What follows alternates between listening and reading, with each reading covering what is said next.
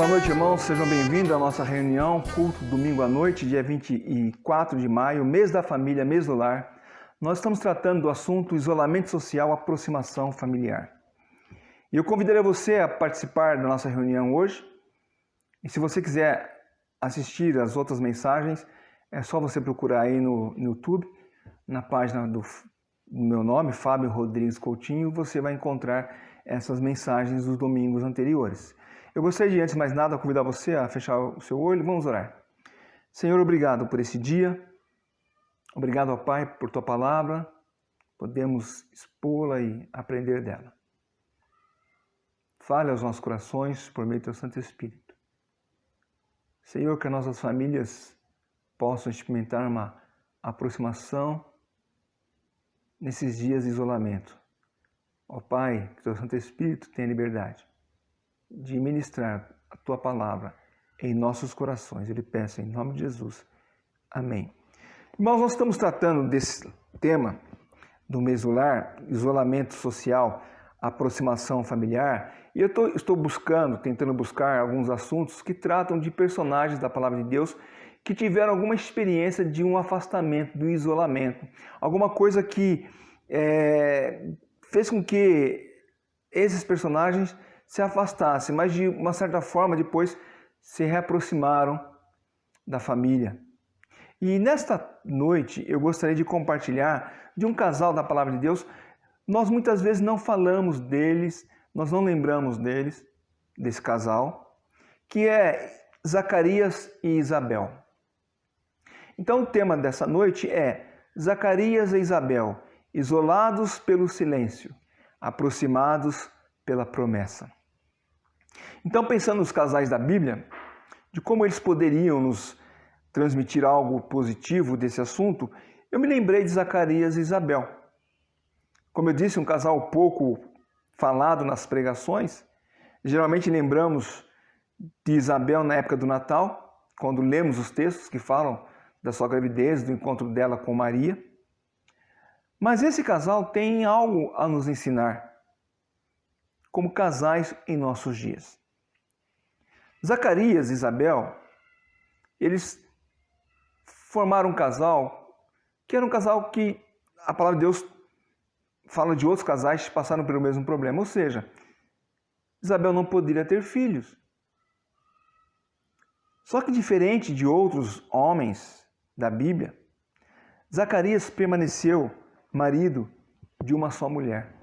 Zacarias permaneceu marido apenas de Isabel. Ao contrário, por exemplo, de Abraão, que, amando de Sara, que não poderia lhe dar um filho, entregou a escrava Agar, lá em Gênesis 16. Depois, quando Sara morre, Abraão casou novamente com Quetura, Gênesis 25. Jacó é outro também, que casou com Lia, enganado. E Lia lhe deu filhos, mas ele trabalhou também por Raquel. Raquel não poderia dar filhos. E começou aquela disputa. Lia lhe deu uma criada, a Zilpa, para gerar outros filhos. E Raquel também entregou-lhe uma escrava, uma serva, Bila. Está lá em Gênesis 30, toda a história. Mas ainda Raquel pôde também gerar filho. Mas o que eu quero destacar aqui é Jacó. Teve outras mulheres. Tantos outros personagens da Bíblia nós encontramos agindo da mesma forma. Aqui um parênteses, tá? O fato da Bíblia relatar que homens de Deus tiveram várias esposas, isso não significa que a palavra de Deus concorde com isso. Relatar o fato não é anuir. A palavra de Deus não omite os tropeços daqueles que Deus usou na sua obra. Só para ficar bem claro aqui, que Deus não compactua com a poligamia.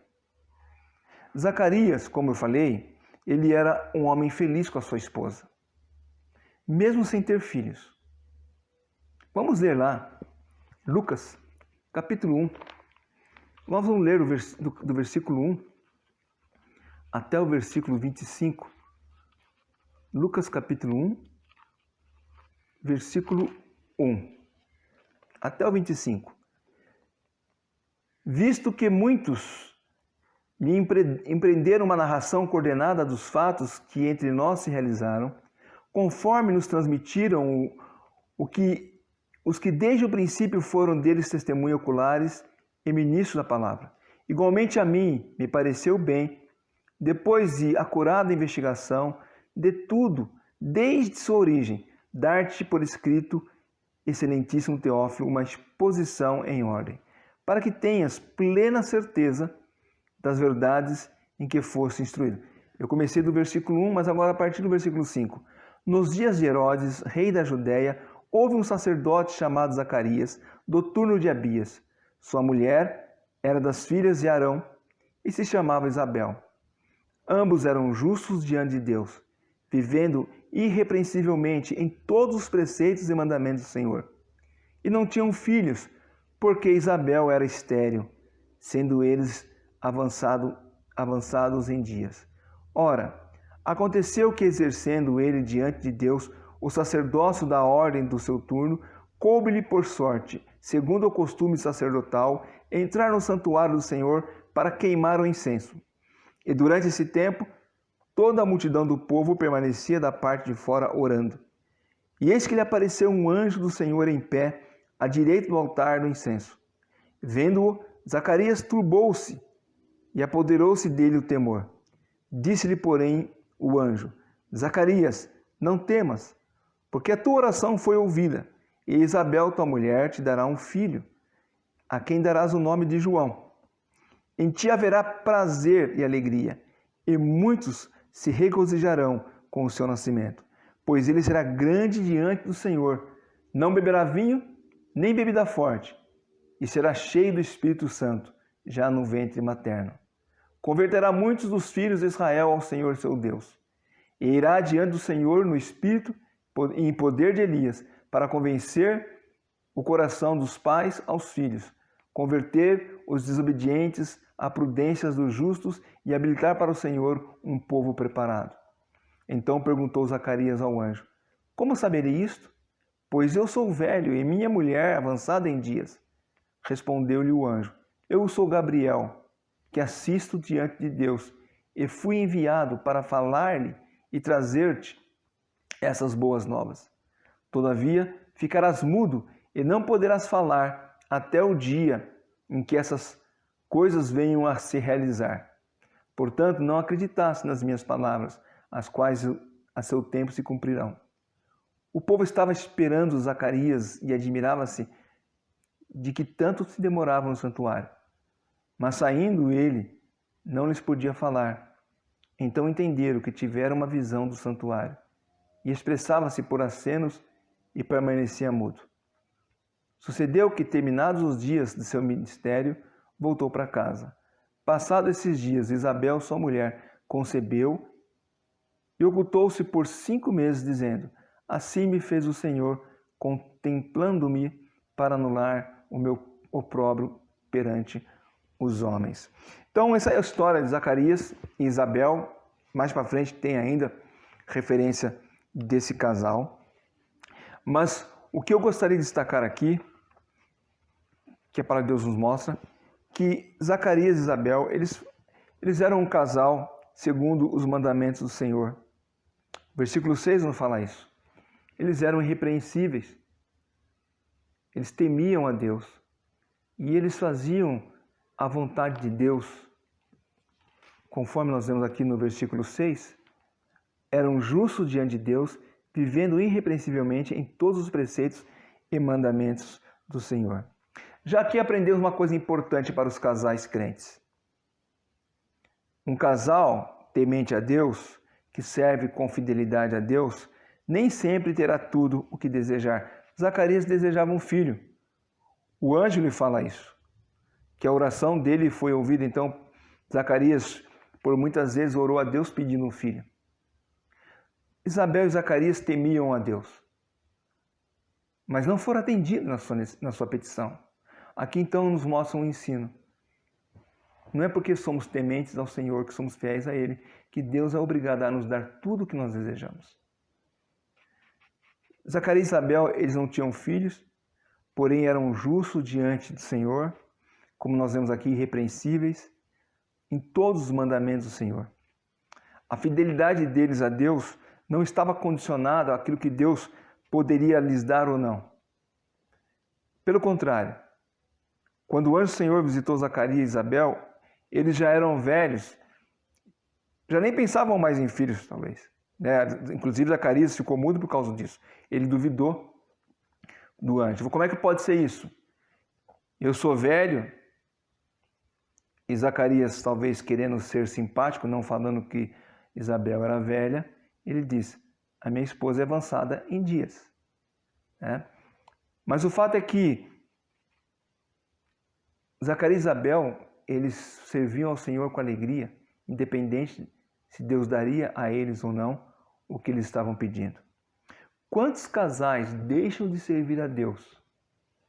Porque, segundo eles, Deus não os contemplou com o que eles mais desejavam. Às vezes casais estão servindo a Deus e de repente, nos infortúnios da vida, o filho vem a perder a vida, vem a morrer, e o casal abandona o ministério dizendo que Deus não cumpriu a parte dele. Deus não precisa estar condicionado à nossa fidelidade para fazer aquilo que Ele deseja. Pessoas condicionam o serviço do Senhor àquilo que Ele possa dar. Isto é, barganhar com Deus, e com Deus não se barganha.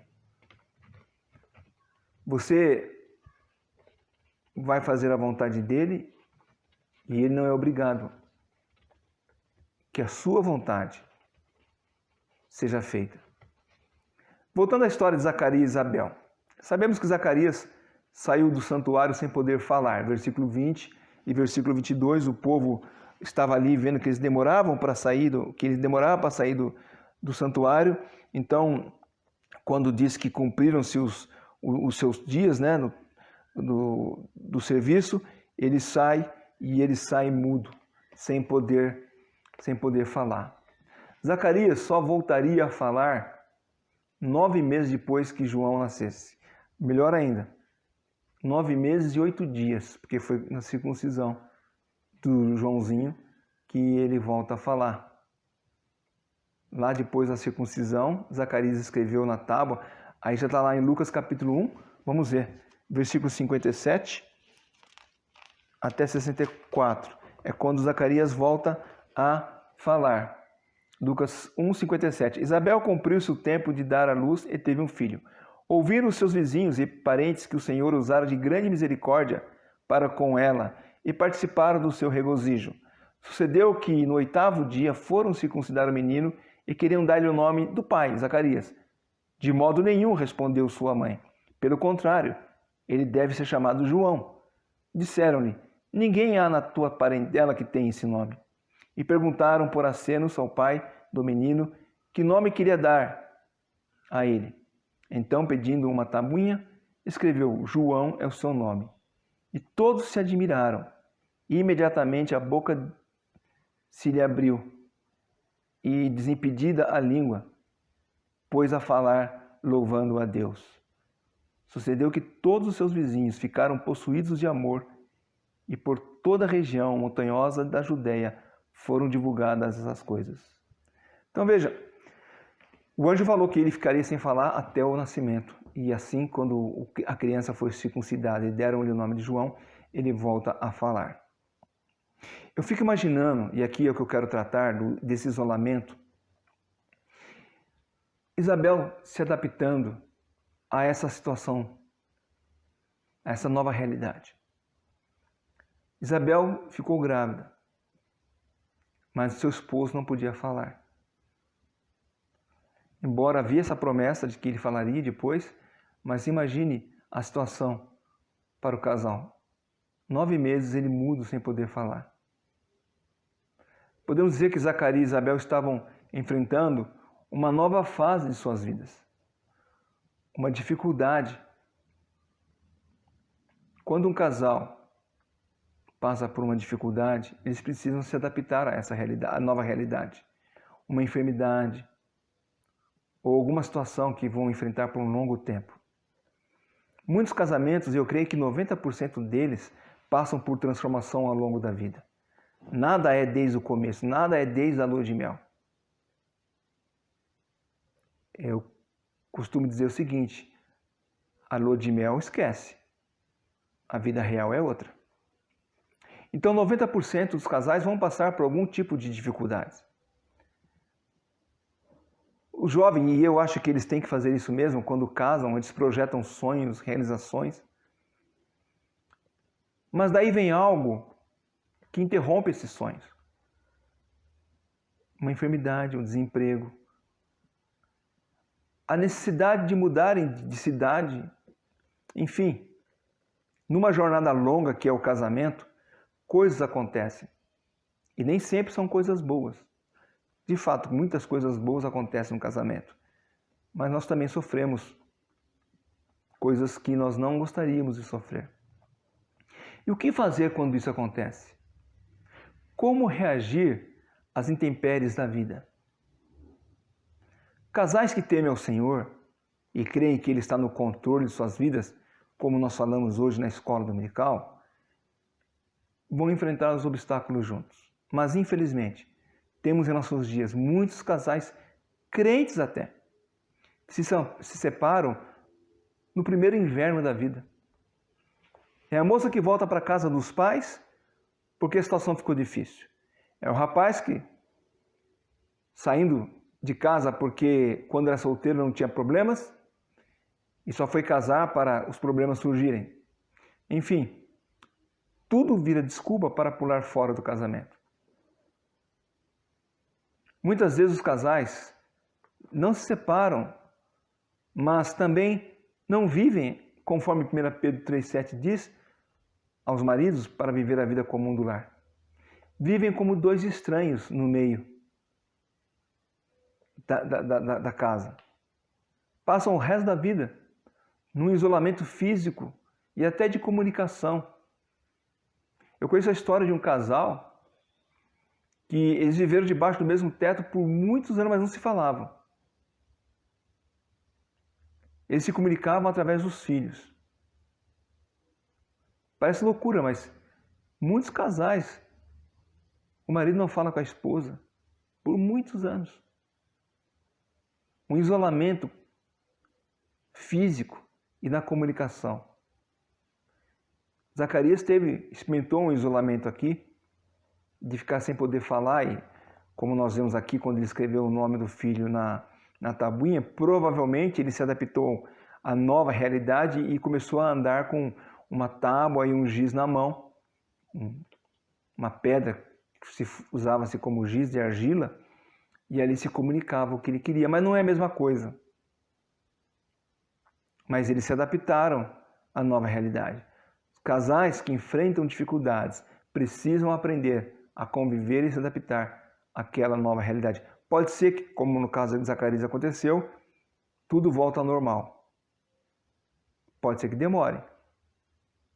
Mas o que você tem que fazer é continuar confiando em Deus. Continuar firme no casamento. Não se separar na primeira tempestade. Mesmo que não cheguemos a esse extremo de separação, ou como o casal que eu contei, de viver debaixo do mesmo teto sem manter comunicação, muitos casais vivem o isolamento da comunicação. Eles não se conversam, eles não se falam. O que eu quero dizer aqui é que eles conversam sim, mas não se comunicam. Há uma diferença muito grande entre conversar e comunicar. Muitos casais usam a comunicação para manipular o outro. E a tentativa de manipular por meio, da conversa, ela é tão nociva quanto qualquer outra situação. Então os casais precisam aprender a se comunicar. Sem a compreensão do outro, sem a devida atenção no que o outro está dizendo, o relacionamento ele se deteriora. E quando um dos dois, ou mesmo os dois, só esperam a sua vez para poder falar, a fim de colocar o seu ponto de vista, ela nem presta atenção no que o outro está falando, ela já está formulando em sua mente o que ela vai responder, ou como manipular a situação. Então a situação se torna impossível, e o que os muitos casais fazem hoje, quando chega nessa situação, procuram a saída mais rápida e pensam que é a mais fácil, que é a separação, mas não é. Infelizmente, não é. Então não se isolem no silêncio. Se aproximem pela comunicação. Converse. Eu gosto muito de um livro. O título é Comunicação, a chave para o seu casamento. Eu estou usando no aconselhamento do casal, do Mateus e da Ana Beatriz. Nós estamos usando alguma parte desse material. Mas o autor, Norman Wright, é um livro da editora Mundo Cristão, o autor trata de forma bem-humorada, porém sem perder a seriedade que o assunto merece, o grande problema que casais enfrentam na área da comunicação. E na contracapa ele diz o seguinte: todos os casais acham que se comunicam de forma correta. Sendo assim, talvez não entenda por que precisam de um livro sobre comunicação. Mas comunicação é muito mais do que simplesmente conversar sobre qualquer assunto. Significa disciplinar-se a expor com franqueza e honestidade os sentimentos mais profundos. Significa verdadeiramente a aproximação de duas almas. Infelizmente, muitos casamentos, muitos casais estão isolados pela comunicação. Voltem a se falar, voltem a se comunicar. Como o autor diz aqui, se reaproximem por meio da comunicação. O grande problema é que nós não estamos dispostos a isso. Na verdade, a maioria não está disposta a ouvir o outro. Às vezes nós não queremos ouvir por motivos egoístas. O marido chega em casa, a esposa quer falar: agora não, estou cansado, estou com dor de cabeça. Ou o marido que chega para a esposa para conversar: agora não posso, estou atarefada. Sabe aquele momento determinante do filme onde toda a trama vai ser revelada e a esposa resolve falar que é preciso consertar o vazamento da pia? Então, ou quando a esposa está trabalhando em algo importante para ela e você começa a perguntar para ela onde está aquela camisa que você gosta tanto. Parecem exemplos bobos, mas numa relação a dois é o que mais acontece todos os dias. Geralmente a falta de comunicação vem acompanhada da falta de paciência. Nós não somos mais pacientes para ouvir o outro. E quando se trata de algo realmente importante, não o desfecho de um filme ou onde está a sua camisa, mas quando se trata de algo realmente importante, onde a pessoa tem algo importante para te falar, talvez um sentimento que está consumindo a sua alma, e ela precisa te contar, o marido que está passando uma pressão no trabalho e precisa contar para a esposa e ela não quer nem saber, e muitas falam: não me conta os problemas do seu trabalho, e ele não tem com quem conversar, ou a esposa lá que está com sentimentos em frangalhos e ela quer contar para o marido, expressar o que está passando e ele não está interessado no que ela está querendo dizer. Sabe o que acontece nessas horas? Quando a esposa não está disposta a dar ouvido ao marido ou o marido não está disposto a dar ouvido à esposa, muitos vão encontrar ouvidos em outros lugares. O esposo não tem tempo para ouvir a esposa e a esposa não tem tempo para ouvir o esposo. Mas eles vão encontrar alguém que o ouça. Ou é um colega do trabalho, ou é um vizinho do apartamento do bloco ao lado. Sempre tem alguém interessado em nossas histórias. E aí começamos a imaginar, né? Como ele me ouve, como ela é atenciosa a mim. E quando você menos percebe, aquilo que era apenas uma pessoa simpática, disposta a te ouvir, passa mais tempo com você do que você com a sua esposa ou com seu esposo. Quando Deus estabeleceu o casamento, em Gênesis 2 ele diz: não é bom que o homem fique só. Façamos uma auxiliadora que lhe seja idônea. Auxiliadora idônea significa alguém que lhe complete. E não alguém que faça aquilo que você não gosta de fazer e precisa ser feito. O termo usado no original expressa que lhe esteja à altura, ao lado e pode-se dizer até mesmo dentro do mesmo propósito. Isso é auxiliadora idônea. E quando Adão viu Eva, ele pôde dizer: esta afinal é osso do meu osso, carne da minha carne. Gênesis 2, 23. Com isso ele está dizendo o seguinte: esta mulher é minha. Ou seja, ela me completa. Sem ela, algo estará faltando em mim. Eu já falei uma vez na igreja e quando eu leio esse texto eu penso: essa é a melhor cantada, é a cantada mais linda que um rapaz pode passar numa garota. Você está interessado numa menina? Chegue para ela e fala: olha, você é o osso do meu osso, carne da minha carne. De repente, vai que ela é mesma, né? Estou brincando aqui, é lógico, mas Adão se admirou com a beleza de Eva. Não apenas beleza física, mas porque ela completava ele. O que eu quero dizer com isso é que quando o casal é unido por Deus, nada pode separá-los. Nós temos que lutar para manter o casamento. E quando o casal se separa, o que esse casal está dizendo é que Deus fez tudo errado. Que a esposa não é a auxiliadora idônea que tanto ele esperava de Deus. Que ela não lhe completa. E a esposa diz que ele não é o príncipe encantado que tanto ela aguardava. No aconselhamento que estou dando para o casamento, eu já falei: olha, esqueça a história de príncipe encantado e conto de fada.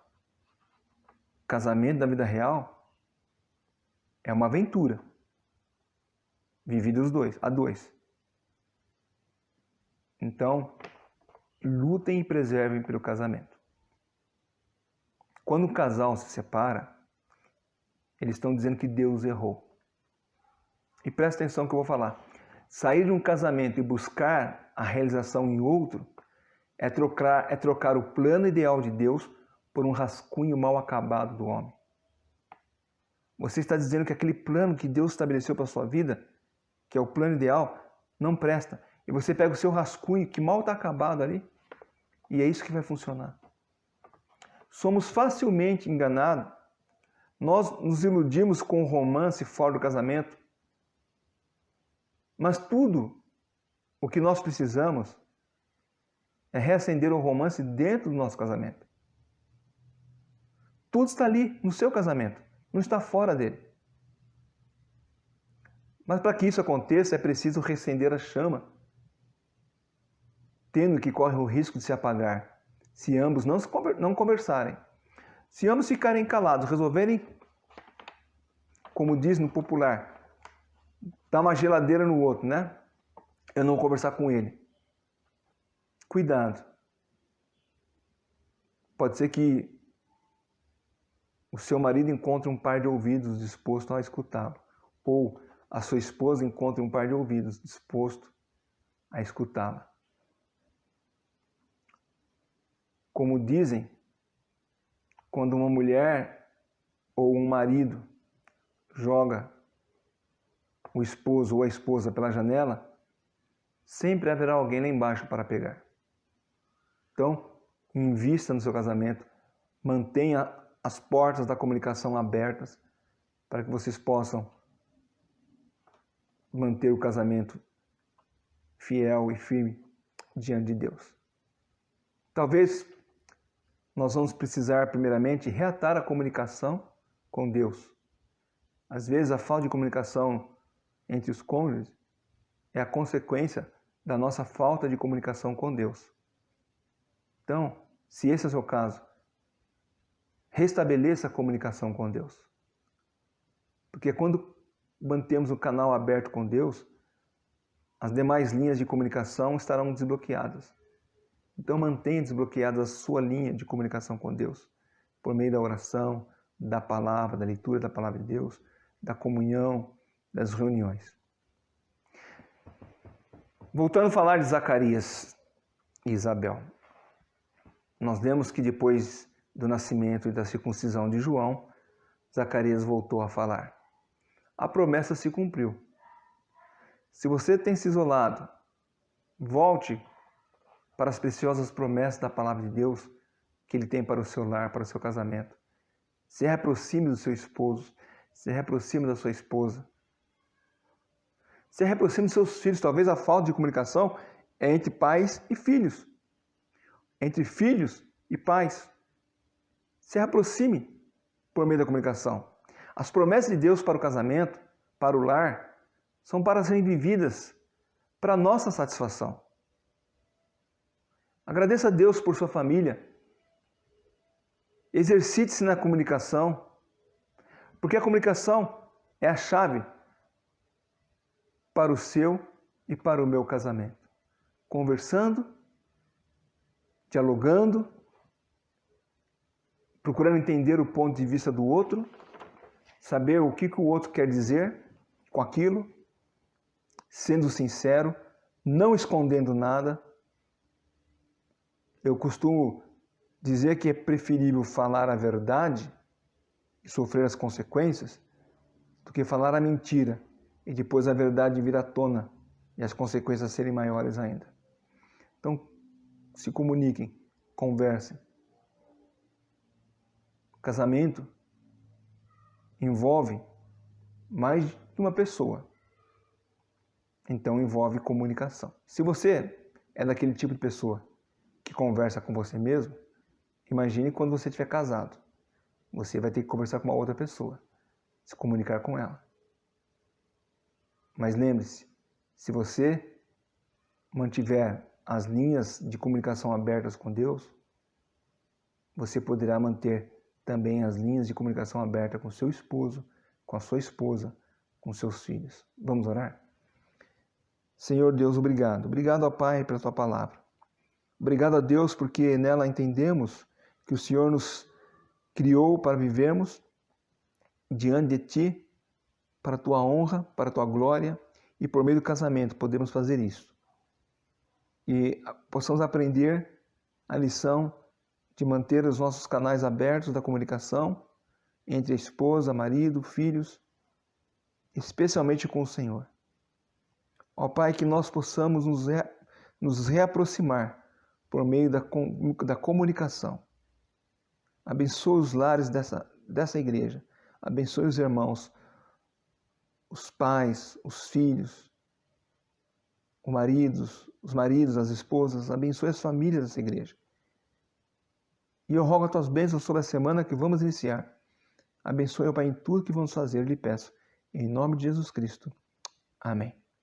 Obrigado, irmão. Deus abençoe e tenham todos uma boa semana.